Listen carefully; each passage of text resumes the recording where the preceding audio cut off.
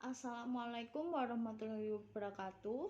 Perkenalkan, nama saya Belia Konita Febriana. Di sini saya akan mempresentasikan tentang chill ops dan penyebaran di Indonesia. Chill ops di Indonesia atau chill ops sendiri diartikan sebagai penganiayaan mental atau fisik, penganiayaan seksual, perantaraan terhadap anak, serta perampasan hak dalam mendapatkan dukungan fisik dan moral yang layak untuk perkembangan anak di bawah usia 18 tahun yang dilakukan oleh individu yang seharusnya bertanggung jawab atas kesejahteraan anak tersebut.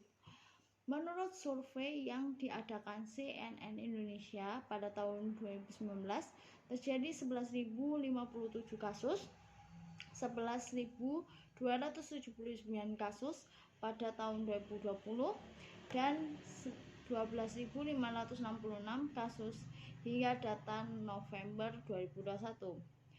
Pada anak-anak, kasus yang paling banyak dialami kekerasan seksual sebesar 45%, kekerasan fisik 19%, dan kekerasan psikis 18%.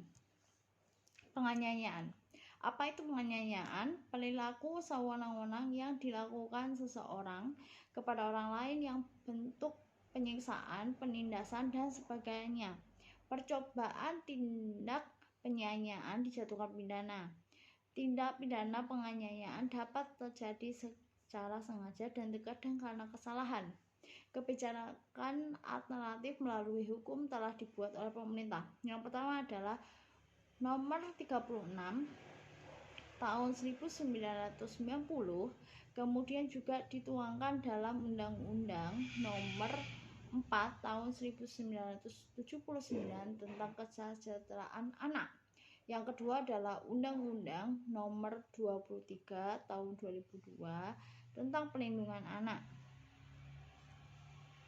Dan yang ketiga adalah dalam hal ini perilaku dapat diancam dengan pasal 80 ayat 2 Undang-Undang 35 atau 2014, yaitu pidana penjara paling lama 5 tahun dan atau didenda paling banyak 100 juta. Kebijakan alternatif. Undang-Undang Nomor 11 tahun 2012 tentang sistem peradilan pidana anak atau peraturan perundang-undang lainnya yang berkaitan dengan penanganan ABH, namun lebih mengutamakan perdamaian daripada proses hukum formal yang mulai diberlakukan 2 tahun setelah Undang-Undang SPPA diundangkan atau 1 Agustus 2014. Pasal 108 Undang-Undang Nomor 11 tahun 2012 menyelenggarakan advokasi anti kekerasan. Di era modern ini masih banyak masyarakat yang belum begitu memahami berbagai tindakan kekerasan yang terjadi di masyarakat. Yang kedua adalah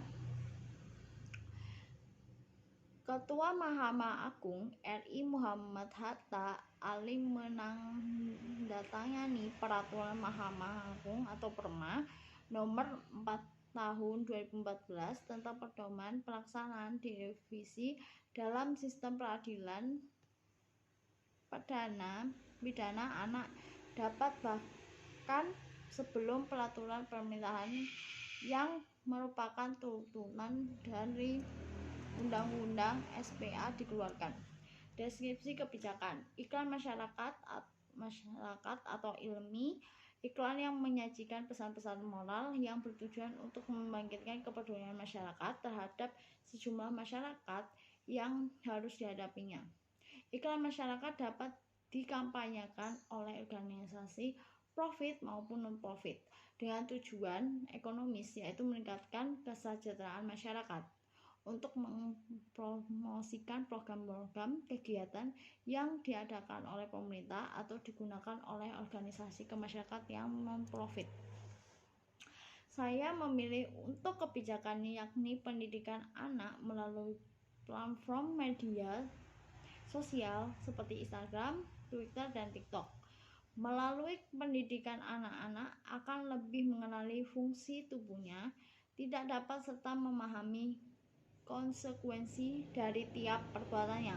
Anak akan dapat menjauhkan diri dari penyimpangan penganiayaan anak dan menghindar diri.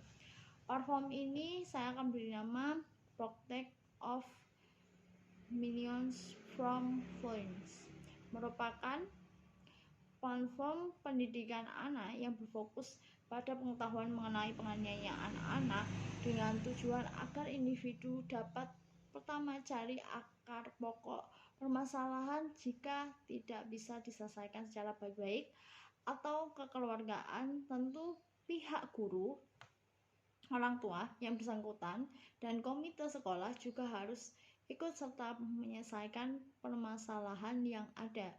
Yang kedua adalah diterbitkan suara peringatan ke-1 sampai 3 dengan sebagai konsekuensinya, dan yang terakhir adalah melibatkan pihak kepolisian jika situasi sudah tidak kemungkinan. Oke. Di sini saya akan mengambil individu atau kelompok yang cukup berpengaruh terhadap kebijakan. Yang pertama adalah orang tua, yang kedua adalah guru, yang ketiga adalah influencer, dan yang terakhir adalah komunitas atau masyarakat sehat di lingkungan masyarakat. Terima kasih, sekian. Wassalamualaikum warahmatullahi wabarakatuh. Mengatasi kekerasan anak terhadap anak di bawah umur. Saya mengatasi kekerasan anak di bawah umur dengan cara memberikan pelajaran agar dia untuk bisa tetap menjadi anak yang kuat, dengan cara anak itu harus dididik untuk jadi pribadi yang kuat, bisa menghadapi tantangan, dan ayo kamu jadi anak yang bisa dan bukan anak yang lemah. Begitu. Terima kasih. Kembali.